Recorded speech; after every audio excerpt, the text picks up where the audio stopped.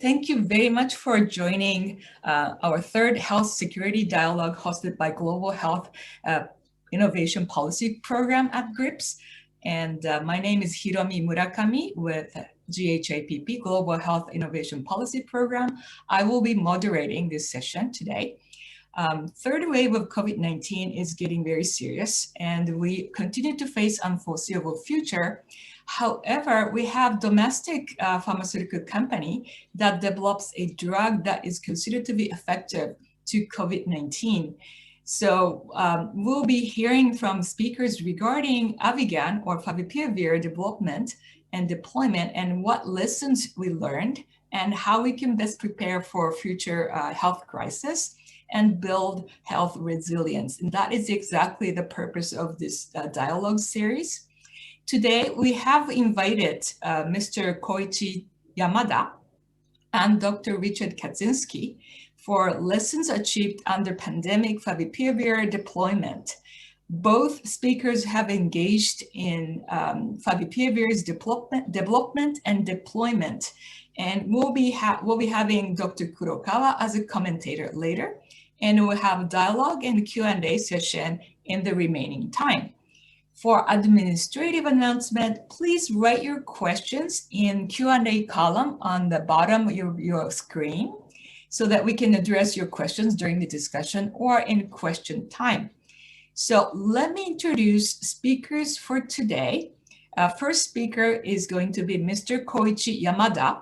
He is a corporate vice president, anti-infectives business unit division at Fujifilm Toyama Chemical Corporation. He is a graduate of Kyoto University and completed his MBA at Indiana University in the United States. He first joined Fujifilm Corporation, where his main responsibility was in overseas marketing. Since 2012, he has been involved into the development of an anti-influenza drug candidate with the United States Department of Defense funding, and took part in conducting clinical studies of favipiravir in the United States.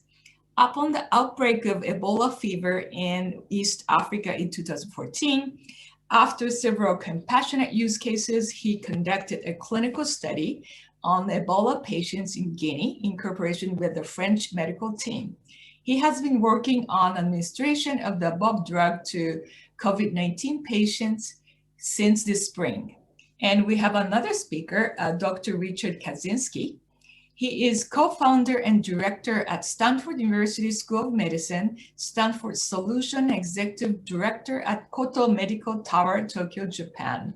He has co-established various favipiravir projects for COVID-19, and he also serves as a senior medical advisor at the Embassy of the Democratic Republic of Congo in Tokyo, Japan. Previously, he worked as a medical doctor at the Emergency Care and Disaster Medicine Center of Tokyo Metropolitan Hospital and as a fellow at Harvard Medical School and Massachusetts General Hospital Department Anesthesia, Critical Care and Pain Medicine. He earned MD from Kobe University and PhD from Kyoto University. And we also have Dr. Kiyoshi Kurokawa. He's a professor emeritus and director of Global Health Innovation Policy Program at GRIPS. He is a member of World Dementia Council and International Scientific Advisory Committee. With that, I'd like to pass microphone to Mr. Yamada for his presentation. Mr. Yamada, please. Thank you very much, Professor Murakami-san. It is very much honored to be invited to this seminar from the industry side. And first of all, I really have to remind all of the participants, I'm working for Fujifilm Toyama. That's a profit-oriented entity. So, my remark and comment is somehow biased by my employer. So this is kind of COI statement. Otherwise, if I'm regarded as just an infectious disease or viral specialist, that may not be a correct understanding of my position. So today, I really encountered some hardware difficulty in getting the image into this Zoom system. But nevertheless, it really doesn't matter. I have a couple of slides prepared to showing for your clear-cut understanding. But just before talking about comprehensive issue, let me touch on the most hot topic this morning.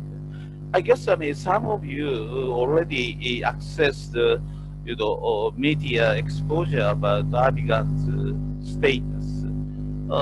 Indeed, a couple of months ago, our company filed a so-called new drug application to PMDA and Ministry of Health based on the phase 3 clinical study that was conducted since this March in Japan. And the primary endpoint wise, we believe the result is quite robust and statistically significant. That was why we filed that application 2 months ago. And we really appreciate all the effort made by PFDA and review division. Normally, new drug review takes, let's say, 10 months to 12 months. But they have did very much condensed work under these circumstances. So, PFDA's review report was presented to the kind of expert committee, and the expert committee was held last night to discuss how to treat this application. And let me give you the conclusion quickly. They cannot decide whether approval is appropriate or may turn down at this moment. They need to see further supplemental clinical data. So that's why they postponed the decision.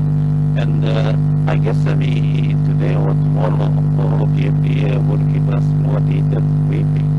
So at this moment, all I can say is Japanese regulatory authority would not make any decision about applicant status within this calendar year. So that's something hot topic, and I don't want to mislead you. Applicants are supposed to be effective.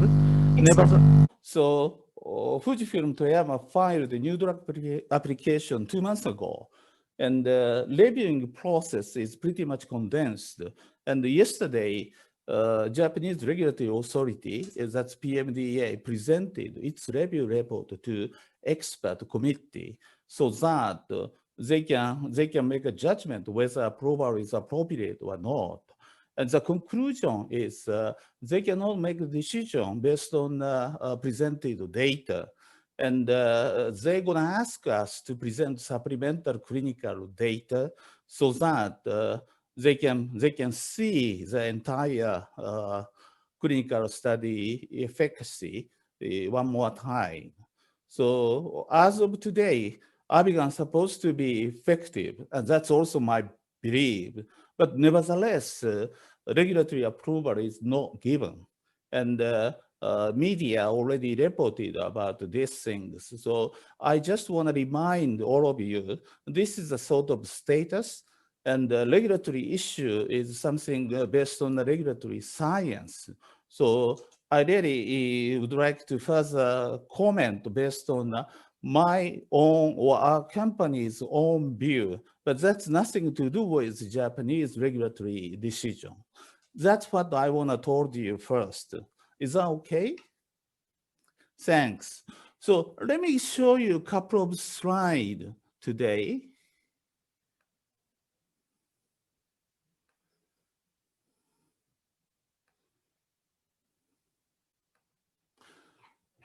The screen is now shared, all of us.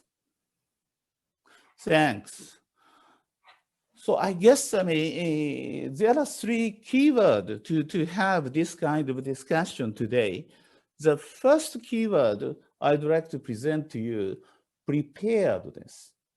I guess some of you are already familiar with this kind of terminology. However, let me quote very recently, beginning of November, Nikkei, that's a Japanese economics newspaper, held a conference, so-called Nikkei Communicable Disease Conference 2020. And after the conference, they made this kind of written statement. I just pick up a very much useful sentence. So preparedness toward unseen future pandemic is essential. And there's a common consensus. Many of the issues and countermeasures being applied, not only COVID-19, but also other emerging, re-emerging communicable diseases as well. So I guess we have to really think twice. What does preparedness mean? It's not so simple. It is easy to say to prepare in advance, for example, vaccination development or therapeutic solution development, or major medical institute should have some sort of space, or medical resources, medical doctors, nurse, bed, or those kind of equipment would be necessary. Everyone can easily say we have to be prepared well in advance, but nevertheless, everything is under constraint. Budget is limited, and also expertise on this kind of issue. One expert may say that, the other expert may say differently. So these kind of creating consensus among the society itself is a pretty much hard task. Sometimes we call this is kind of insurance premium. I guess, now everyone having insurance against automobile accident. It is sort of automobile owners' responsibility. However, are you agreeing on prepare a bunch of vaccine stock just in case of next pandemic? And maybe vaccine's shelf life is just less than 2 years. So every 2 years, government or private sector must afford that kind of cost. And the same applicable to therapeutic solutions. Unfortunately, infectious disease drug development, from profit-oriented entities' viewpoint, is not attractive at all. Why major pharmaceutical company focusing on, for example, anti-cancer drug development? There is an economical incentive, and even academia would like to touch on that kind of field so that their research work can be rewarded economically. On the other hand, particularly after World War II, Japan is made a tremendously good job to calm down infectious disease. So no one nowadays, talking about seriously this kind of, airborne pandemic issue until the things really happened. So we really have to bear in mind what kind of preparedness would be, necessary and budgeted by the public funding or private funding. That kind of social consensus will guide us, industry, also academia, how much effort and resource should be devoted into drug development, vaccine development, so on, so on. So first things I want to point out is that society's consensus will give us sort of guidance and determine in coming futures what kind of things would be realized. And next point, I really want to raise this issue at this seminar is balancing private and public interest. Of course, public interest is sometimes superior. I respect that from private sector's viewpoint. But let me give you a very concrete example. I guess some of you may had the agreement on trade-related aspect of intellectual property right, abbreviated TRIPS. This treatment essentially allow any country overrule patent rights, more exactly, patent holders' right in light of the public interest. The concrete thing is currently happening is Indonesia. We have effective patents related to Abigan's manufacturing in Indonesia. So patent was granted over 10 years ago and still effective. Very recently, Indonesian government informed the Japanese government they would like to exercise this treatment clause so that Indonesian government-owned pharmaceutical company can produce Abigan, more exactly generic product, without getting any license from patent holder. So this is sort of compulsory license. It's not negotiable just due to the public interest. Indonesia need to produce Abigan generic on their soil. So they would like to claim this is a public interest. Of course, in light of the public interest, private interest may not be so important, may not be so valuable. But once this kind of things happened, how much research work, how much clinical development work would be exercised by the private sector, by the industry? That's really discourage, not only just discourage, harm private sector's interest. And if this kind of right will be abused, any kind of drug or even some evolutionary, innovative or development in any field can be overruled easily by the private interest. So this is something, private company like Fujifilm cannot oppose. This is a sort of talk between government to government. And this pandemic, opened up this kind of discussion. And if Indonesia would become the first country to exercise this compulsory license, I'm sure many countries who has somehow domestic pharmaceutical industry and having a big population will follow this pathway. That means essentially there's no space for particularly Japanese industry to supply made in Japan drug to those countries. So I want to raise the second point. Please think of how we can make a balance private sector and the public sector interest.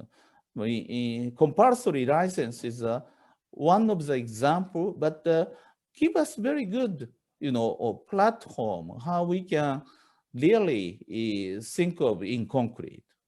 And third point I want to put on the table today is access to unapproved drugs. So those who are living in Japan having a privilege to have a uniform and very much easy access to any kind of authorized drug under the national health insurance system. That's good things, no doubt about that. But if we enlarge our scope, unapproved drug supply is a sort of common practice under the labels of compassionate use, expanded access, or named patient supply. Those things are governed by rules, but there's, to my knowledge, not yet uniformed standard, globally. Somehow vary country by country. And sometimes, I mean, in Japan, unapproved means is something like, this is not drug. But that's not true. For example, very small population of the particular disease. As I told you before, there is no incentive for the industry to develop the particular drug. But nevertheless, as a kind of, secondary indication or third indication, some researchers may point out that drug might be workable against that particular rare disease. How patient should react under this kind of circumstances? Of course, every drug must be approved and must be listed on the national health insurance system. That argument is, logically correct. But in the real world, always some sort of, untouched or unattentioned area exists. So that's why in Japan, since we are enjoying pretty good coverage of the medical insurance, we may tend to pay less attention to this issue. Access to unapproved drug is, or somehow, I feel somehow should be regulated. But on the other hand, flexibly access to any kind of experimental drug might be, taking caring the patient, interest. So I guess I spend too many times. Yeah, I better to stop my word at this stage, and let me pass to Richard Sensei. Thank you very much.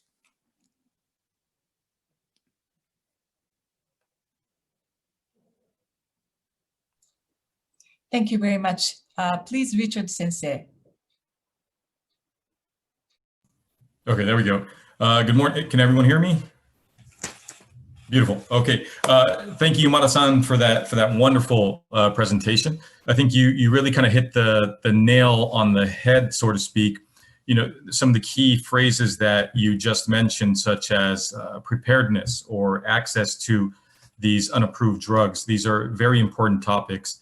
And again, the key theme of today's discussion is education and learning from our experiences. And what we've learned through this pandemic, at least one of the lessons that we've learned, is how unprepared we really were for this. But it's important for us to learn from these experiences and use these experiences to good use for future pandemics as well. So today, I just want to go ahead and describe, is it better, Murakami-sensei, if we hold our questions for now, or is it better to ask Yamada-san our questions right now and then move into the presentation? Which do you prefer? No, we are asking audience to write their questions in Q&A column. So you can go ahead and speak, and then we will pick up later. Okay, perfect. So I'll ask my question to Yamada-san later as well. Okay, perfect. So again, good morning, ladies and gentlemen. It's really a great pleasure to speak at the third Global Dialogue on Health Security. And at the outset, I just want to say thank you to Professor Kurokawa and Dr. Murakami for arranging this wonderful session. And also a big hello to Yamada-san again, who is joining this session as well and who gave a fantastic presentation. So given the news regarding favipiravir this morning, I thought it would be a great idea if we could review together the overarching strategy to manage COVID-19 in Japan. And together, if we could explore options to strengthen the existing strategy so we can save lives and reduce the overwhelming burden that is currently being imposed upon our medical infrastructure. So with that said, I think it's always great to start any presentation off with a proper background on COVID-19 and where we stand today. So as of December 21st, we have more than 76 million cases of COVID-19 worldwide. The number of deaths have actually exceeded 1.7 million deaths worldwide today, this morning. The latest statistics that we have, and this is taken from the Worldometer website, is on December 20th, we recorded a daily new caseload of 547,000 patients. So the way we look at things on the global distribution end of the discussion is there's 4 countries that account for approximately 50% of all cases worldwide. The number one nation in terms of the number of COVID-19 patients is the United States, which accounts for approximately 25% of all cases worldwide, followed by India, Brazil, and Russia. Now, when we look at Japan on the global stage, it's good for us to kind of know where Japan stands in all this. In Japan right now, in terms of pure distribution of cases, Japan accounts for approximately 0.25% of all cases globally.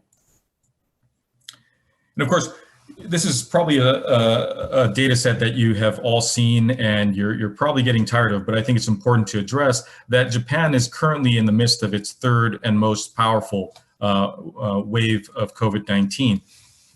And again, with that, the overwhelming burden that is being currently imposed upon our medical institutions, in particular our ICUs and our ERs, is really getting to a point where it's paralyzing the existing medical infrastructure to a point that we are having to turn away patients who are, for example, experiencing a myocardial infarction, or maybe a cerebral hemorrhage, or maybe some traumas. And really, it's not, there isn't a total collapse of the medical infrastructure just yet, but if we continue this trend, I think that more lives will be lost in the process, and these lives will not only be lost due to COVID-19, but to other conditions as well. And just to give you a background on what coronaviruses are, coronaviruses, there's a common misunderstanding that the name coronavirus was applied to this particular virus because the projections of the virus resemble that of the points on a crown.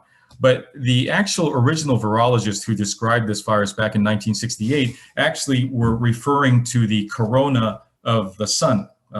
And what's important to note with regard to this virus is that it's the second most prevalent cause of the common cold next to the rhinovirus, and it accounts for approximately 15 to 30% of all human colds. The virus itself does tend to replicate at lower temperatures, and therefore there's a predilection for upper respiratory tract infections. And there is really no durable immunity, and that's why we see frequent cycles of infection for this particular virus. So now let's actually move into some real world discussions on COVID-19 and where we stand today. And yesterday we had some very sad news about a gentleman in his 60s who had passed away from COVID-19 during isolation at home. And I think this is one case that we could make that perhaps this could have been a preventable death. And I'll go into specifics, but before that, it's important for all of us to kind of have a firm, fundamental understanding of what happens, at least in Japan, what happens when you first start developing symptoms, and what happens if you go to the doctor's office and the doctor's office, you come back with a positive PCR result for COVID-19. And so on the far left-hand side of your screen, let's say you start developing a fever and you get a little concerned. So you visit the clinic, the local clinic, and the local clinic, after a proper examination, tells you, well, okay, it doesn't look like you don't have any significant contacts with people with any COVID-19 patients. Your symptoms are not consistent with COVID-19. So, we'll just say there's no need to do any testing for you. Okay, that's one way to do this. Or the doctor may say, well, you definitely seem to have a history that warrants further diagnostic testing. And also you have symptoms that are consistent with COVID-19. So let's get you tested properly. And then the doctor will escalate you to a proper diagnostic test, whether that be a rapid diagnostic test for antigens or maybe a PCR test. So if you undergo the diagnostic test, your PCR comes back negative. After your symptoms go away, you get to return to school, you get to return to work, you get to return to your normal life, whatever you were doing before you started developing these symptoms. But now, what happens if that diagnostic test, that PCR test, renders a positive result? Well, there's two different sets of fate that await patients who test positive for PCR. One, if you're symptomatic and you're displaying symptoms associated with COVID-19, then you would be admitted to a hospital, one of the designated COVID-19 hospitals in Japan. You can't just be admitted to any hospital. It has to be a hospital with a dedicated COVID-19 ward or an ICU or COVID-19 staff. And so once you're admitted, of course, you'll receive the standard treatment, the standard of care. And at the end of the day, if you meet the criteria of having met at least 10 days, having been passed since the onset of symptoms, and at least 72 hours have passed since the resolution of symptoms, you get to be discharged, and then you get to go about your way. And again, you get to go back to school, you get to go back to work, you get to go back to your normal life after this. But now, what's a little problematic, and which is highlighted by the case that we just discussed right now with the 60-year-old gentleman who passed away during home isolation, is if you're asymptomatic or if you have very mild symptoms, then we don't admit you to the hospital. What you do is we either put you into home isolation or hotel isolation. Now, hotel isolation is a little tricky. There are different criteria that need to be met for different prefectures. For example, Tokyo and Yokohama, although being neighbors, have very different criteria for whether or not a patient meets the standard for hotel isolation. So again, it's a bit tricky in that sense because it's not a uniform criteria for determining whether or not a patient goes into the hotel or the home. But with that said, so if you're asymptomatic or mild, if you have mild symptoms, you wait, and you have to fit the criteria of having at least 10 days being passed since the onset of symptoms, and also at least 72 hours having passed since the resolution of symptoms. Then you get to go home. You get to be released from your home isolation or your hotel isolation. The asymptomatic patients follow a slightly different route of approach. If you're asymptomatic and you're placed in home isolation or hotel isolation, what happens is if 10 days have passed since your RT-PCR test, then if you don't have any progression of symptoms, or if you're not getting worse, and if you're remaining asymptomatic, then that's the criteria for release from your home isolation or your hotel isolation. But now this is a problem. And let's kind of discuss this particular part of the overarching strategy in detail, because this is where, in that news article that you just saw, we lost a patient's life. Now, if we're talking about a patient who is in their 20s or 30s, or maybe 40s, with no underlying medical histories, such as diabetes or chronic heart illness or chronic respiratory illness, then I think the strategy is not much of an issue. But once you start hitting the higher age groups, meaning the higher risk categories, then you have an issue, because we're essentially telling asymptomatic or patients with mild symptoms to just go home or just go into hotel isolation and just wait.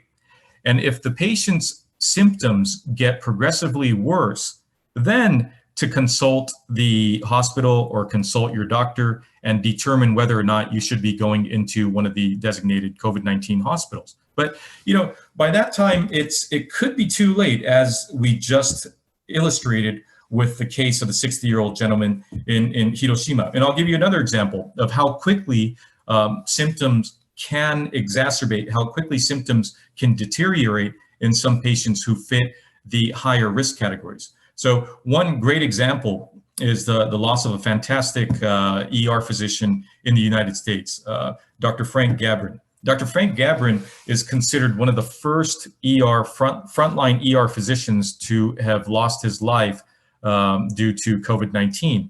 And in this particular patient, Dr. Gabrin was, I believe, 60 years of age, but it only took Dr. Gabrin 5 days from the onset of symptoms for this very well-respected physician to succumb to COVID-19 and ultimately die from COVID-19.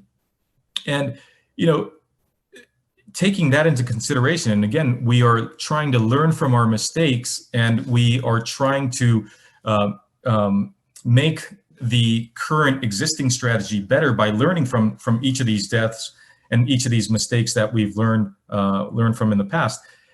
And what's important here is to try to introduce something at this stage, instead of just telling people to go into home isolation or hotel isolation and just waiting for things to get worse or better. Wouldn't it be better if we could actually introduce some sort of intervention, you know, whether that be an oral antiviral or maybe some of the antibody cocktails that are being discussed with great interest today as well.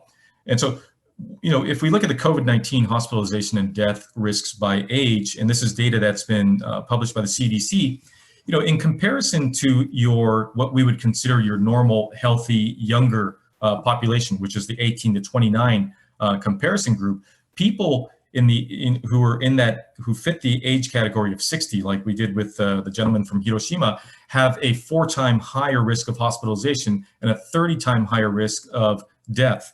You know, and with Japan, you have such an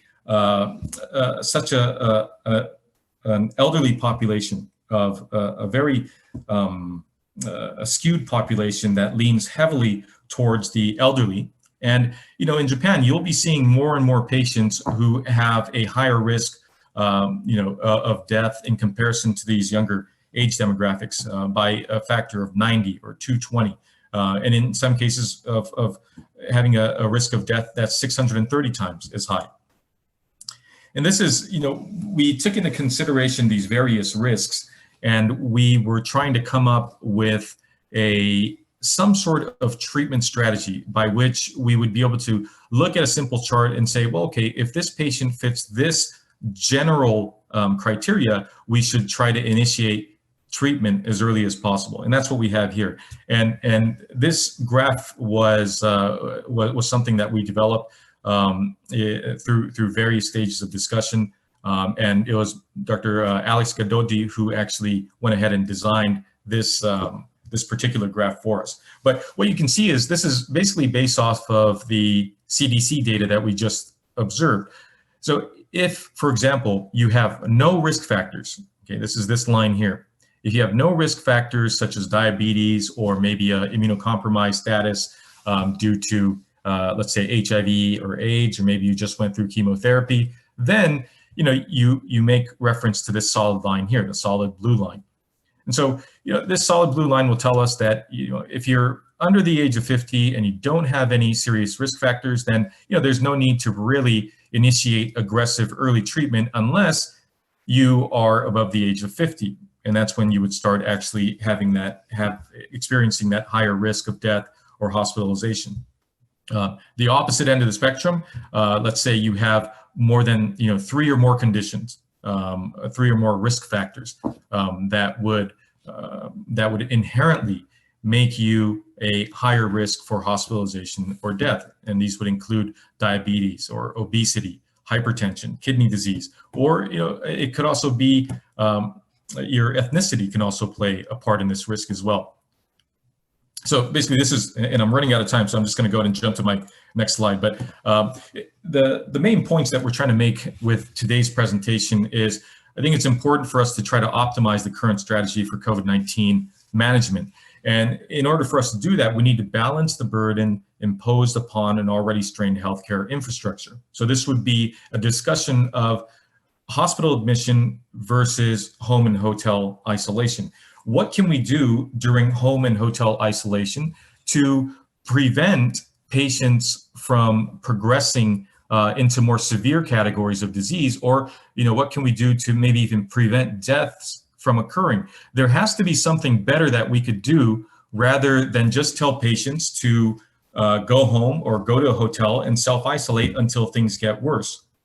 And if that solution comes in a very convenient package like a pill or a single injection, then I think that would be a very viable and economic option, not only for treating the individual patient, but by treating the individual patient and preventing this patient from developing more severe forms of disease. Hopefully we'll be able to prevent hospitalizations, and by doing so, we can help relieve some of that burden that's being imposed upon our healthcare infrastructures. And so, again, there are numerous treatments that are available for hospitalized patients, but a lot of these treatment options that we have in the hospital for hospitalized patients are not the most suitable for an ambulatory setting use. And early treatments to prevent disease progression and long-term complications are really where we should be taking the battlefield. We shouldn't be trying to fight and contain this only in the hospitals. We should be taking the fight to COVID-19 in the community setting, whether that be in the hotel or home isolation, or hopefully in the long term or in the shorter term, we can actually get a drug that could be approved for use in outpatient and a complete ambulatory setting. But again, there are conditions that must be met. Absolute outpatient treatments have to be absolutely safe. They have to be easy to administer. Otherwise, patients are not going to be able to comply with the drugs regimen. And they also have to be scalable. And again, if we could make this happen, the immediate benefits would be improvements to the individual patient outcomes. And at the end of the day, we'll be able to prevent hospitalization, and we could help we can help perhaps dampen the imposition that's being imposed upon the healthcare infrastructures. I'll go ahead and end the presentation there. If there are any questions, I'd be more than happy to answer. And again, thank you, Dr. Murakami, Professor Kurokawa, and Dr. Yamada for your time. And thank you everyone in the audience for listening. Thank you very much for informative presentations. Actually, I think Dr. Kurokawa, are you? I think he is in, but having problem with the microphone. So there's so many issues laid out by Mr. Yamada, and a kind, detailed explanation by Dr. Kaczynski. There are so many issues, even from my perspective, and simply, please, tell me if I'm wrong, but I see a lot of the situation here that domestic drug is available and have shown some effectiveness, but it seems like a lot of issue for this Avigan to be approved. For instance, we have seen FDA approved several drugs that comes in so quickly to Japanese authority. But why is happening for this Avigan that has so much difficult time getting approval? Is it a more fundamental issue about processes to approve, or is it more something the environment of the clinical testing, the condition is much more difficult? What is it exactly? Either Dr. Kaczynski or Mr. Yamada, what would be the bottleneck that we can improve for the future crisis? Because if we're not solving this problem, we're going to see the same problem over and over. And we want to, as Dr. Kaczynski said, if the drug is available, some of the patients want to use it, and then to improve their conditions, and then also, mitigate hospitalization, which is to ease the economic and also the health burden of the hospital. So, Mr. Yamada, if you'd like to comment on this. Okay, Murakami-sensei, thank you very much. You really hit very much delicate points. But let me give you two things. First, you just said some sort of institutional issue may exist. Yes, indeed. In the States, FDA has emergency use authorization. We call EUA. This is not full approval. So approval is approval, but under the circumstance, pandemic circumstance, even though the data may not be perfect, it is sort of balance risk and benefit. If FDA say it is worthwhile to use this drug at the sort of limited condition, they are able to issue EUA. In Japan, there is no similar, institutional systems. So first thing is there is that kind of difference, and Japan have to incorporate something like a EUA system that's applicable not only therapeutic solution but also vaccine solution. As Kurokawa sensei. Konnichiwa. Konnichiwa. Good morning. Very nice to meet you. That's yes. the first thing. And second thing is, as you say, sort of Japanese environmental things is Japanese healthcare insurance system is so comprehensive and so well designed. That means the volunteer who gonna join clinical study is limited. Very, this is some sort of contradictory issue. I mean, things, all kind of medical care covered by the national insurance system. Why I should be in a placebo control study? There is some risk personally. So it's again balance between public interest and private interest. I better to stop my remark. I mean, Kurokawa sensei must know, must have a very good inside view on this issue. Thank you. Thank you.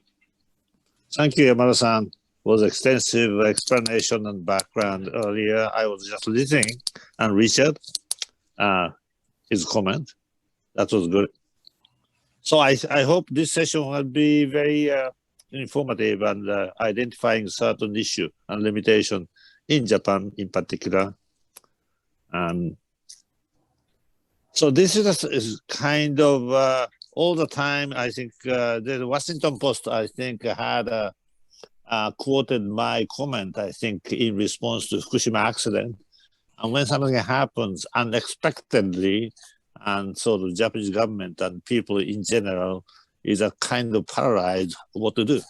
And this is another case from this January, which started the Diamond Princess. So unexpected emergency, what we do. So we have to keep learning the things, and I think learning from lessons. That's my comment in general. Any questions or comment by participants? Dr. Kaczynski, maybe you wanted to ask questions to Mr. Yamada? Yeah, sure, if we have time. I think the hot topic, as Yamada-san just mentioned, is the MHLW's decision regarding the non-approval status of favipiravir in Japan. And, I won't mention any specific names, but, there's another drug that was granted emergency approval in Japan earlier on in the pandemic.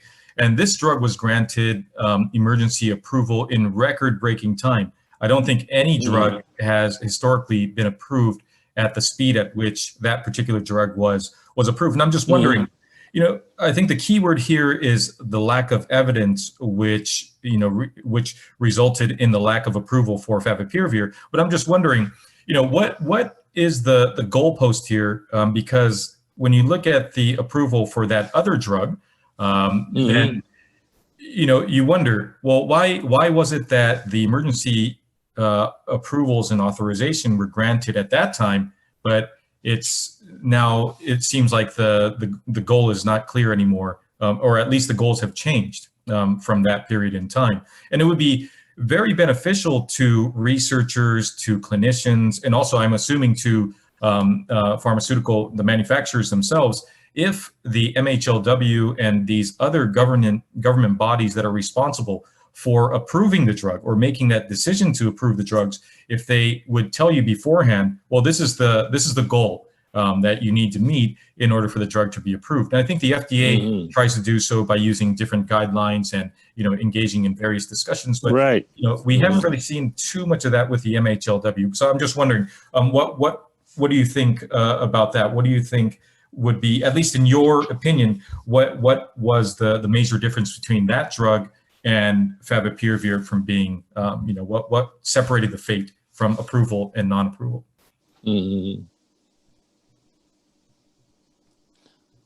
At least in general, I think there's a sort of guideline and also regulation about the safety and efficiency of any new chemical compounds or water medical treatment, because this is a matter of life and death. So that we have a reasonable scientific base to do that, and also the payment, at least reimbursement on this thing for the industry. It is also like universal health coverage is one of the pride of Japan. So that at least government has to be responsible in regulation and also all this authorization. But I think in this kind of thing, I think medical doctor can prescribe this with a different indication. So you can do that. And so that, but who take a responsibility and the payment on this issue? That's always a case in any democratic country. So based on this, based on this all the data and the reasonably science-based data and results, I think physician can prescribe Avigan to this patient in this time. But how the reimbursement system is a different thing. So that's more like a political issue affecting or just making a decision in coming maybe second wave or third wave. Right. I totally agree. Yeah. I think, I know we're running out of time, but just to squeeze this in there, I think Japan, what we're doing right now is we are using the drug on a limited basis, but under the banner of a observational trial. Yeah. It's not a true approval. When we use Avigan, prescribe Avigan in the hospital setting, we do so under this observational setting. But, of course, this is actually, I think we're just calling it observational use, but in essence, we're using it in actual practice daily. And if I'm not mistaken, I do believe that more than 10,000 patients have received favipiravir in Japan as we speak. But like I said earlier, I think the most beneficial use of an oral antiviral, whether that, or antivirals in general, whether that be remdesivir, favipiravir, or any other antiviral that's out there, is early treatment always is the cardinal rule, because we know, even for example with influenza, it would be pointless to prescribe Tamiflu or these other anti-influenza drugs 7 days or 10 days into your illness, because simply put, it's not going to be effective. I think it's the same argument that we should be following with COVID-19. I think during the first half of your experience with COVID-19, which would be the viral dependent phase of your experiences with the virus, I think that's exactly when drugs like favipiravir would be beneficial the most. And unless we could actually take the fight to COVID-19 in the public setting, whether that be in the home setting or hotel setting, doesn't matter. If we can't do that, I don't think we're going to ever be able to completely relieve this overwhelming imposition that we have currently on our medical infrastructures. If we don't take the fight out of the hospital, we're going to lose the war. And unfortunately, in that war, we're going to be losing lives. And so, I would hope that, we could figure out, under the guidance of the MHLW, what would be the goalpost here for getting drugs approved in the outpatient setting. I guess you're right, but I think it depends on this kind of unexpected sort of infectious diseases, which you cannot see, and this has become pandemic, and this is sort of fortunately or unfortunately, it started with Wuhan, but it's become pandemic. So that I think I'm really pushing government and I say the public in general, how in this interconnected world, how different countries respond to this pandemic. And I think we could learn from the better decisions and practices elsewhere in the world. I think this is the advantage of this connected world, so we can choose and respond as appropriate. So I think this is a good thing, and also I think I'm also pushing there may be some mutations somewhere, so that we could share all the sequences of this virus, and which make open sources somewhere, so that we could learn and prevent earlier. Yeah. And in fact, this Fuji's avigan has been one of the agents which had been effective, which is a good sign, and that's a great thing. Right. Mr. Yamada, do you want to do something? I saw your hand. Oh, no. Yes. I have completed my comment on this issue. Thank you. Yamada-san, thank you for participating in this session, really.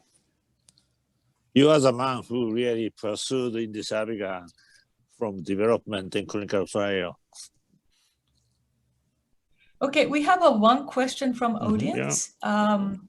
Ms. Keiko Izushi, she have a question. Did European countries or welfare state manage this case better?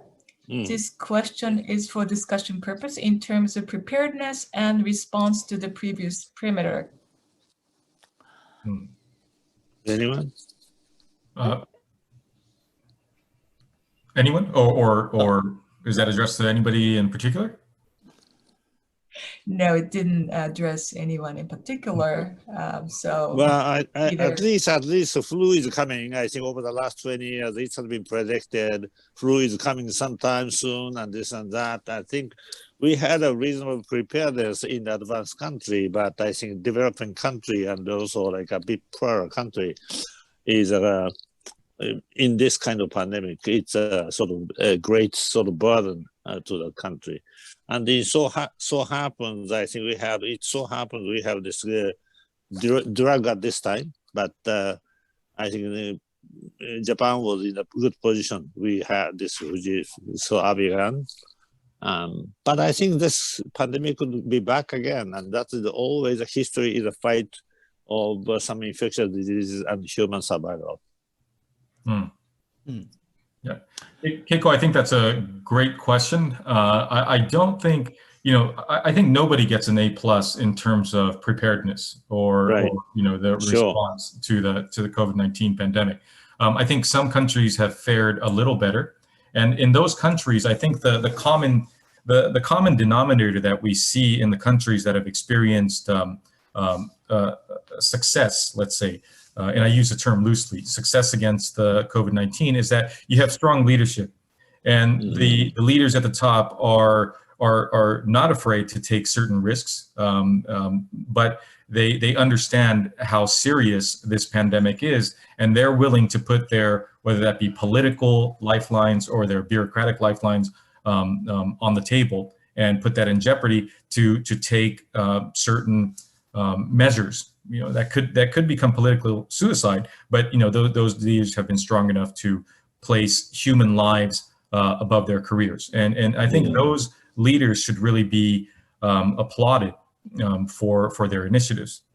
I'll refrain from naming any specific failure countries, but I think everyone has a pretty good idea of what countries have succeeded and what countries have failed.